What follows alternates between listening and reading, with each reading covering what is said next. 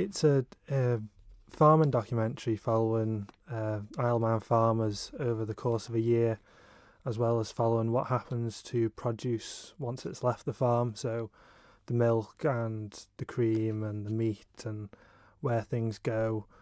And it's to showcase that Manx agriculture is one of the highest standards of animal welfare, of produce being clean and safe. And I've never seen a place that takes welfare and looking after their stock so seriously. I'm a farmer myself, and it's amazing how much work actually goes into it. And some people still think that, farmers, they keep few animals, few crops, and just watch everything grow. And it's really not the case anymore. It's much more technical and much more of an advanced science, if you like, nowadays. So what would those who take part in the documentary, what would they be expected to do? Well, they're followed with a camera. So I'll be going out filming them. It'll be a few times a month, and it's basically just they carry on with a normal day. They do what they would do normally. They would work as they would, and they just explain what's going on for the camera, and that's it really. It's very much what happens already. I'm bringing that to the big screen, if you like, and showing that the Isle of Man is a place of beauty and of extreme care for animals and of the environment as well, because we're in a stage of life now where the environment is becoming more and more important, and I think farmers are part of the forefront to keep the environment safe and healthy.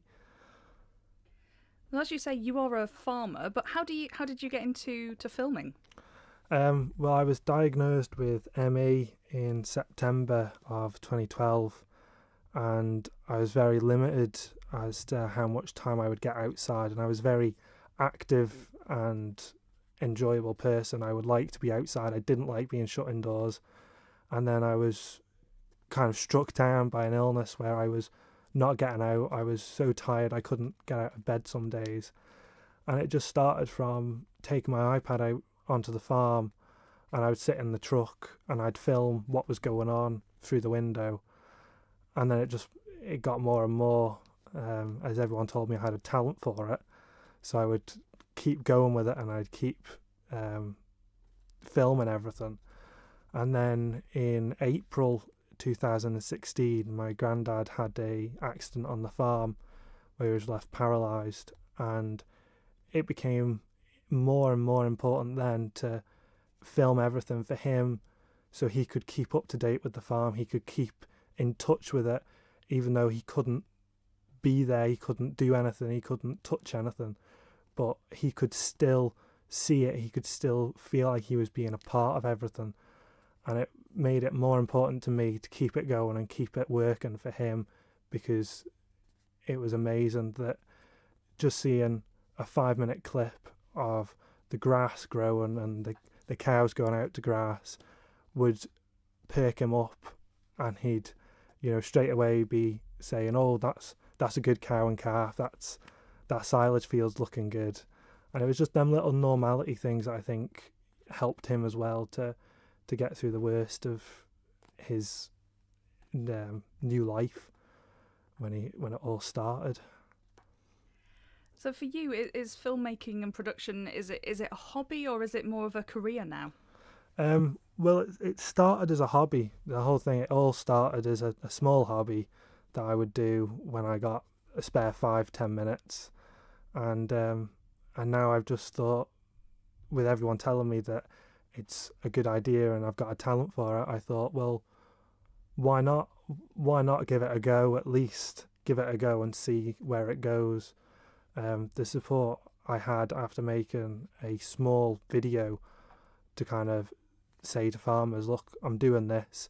Do you want to be a part of it? the support I had after that was incredible, of people messaging me and saying, look, do this, it's going to be such a good thing, it's going to help the island as well so much, because showcasing it, no one's done it before. People have done little videos saying how well produce is, but no one's actually looked in depth at why our produce is so good and why it's well looked after. So it's just amazing that the support it's had from a small video. And since you have put that small video out there, have you had many people sign up? We had 2 farms signed up before the video went out. I then got another one came to me and said, we want to be a part of it as well. And another farm that I was already in talks with came back and said, yeah, we're ready to be a part of this. And then just recently I've had another one contact me and say, you know, is there enough space still to be a part of it? And we're in talks with them currently. And just finally then, if someone does want to get in touch, how do they get hold of you? It's quite easy. It's just the Facebook page, Thomase's Productions, and it's all there for you to find. There's a link to my website, because I'm also doing wedding videos now, so I've started that, and and it gives you all the information on Facebook and on the website of how to contact me and how to get hold of me for any possible reason.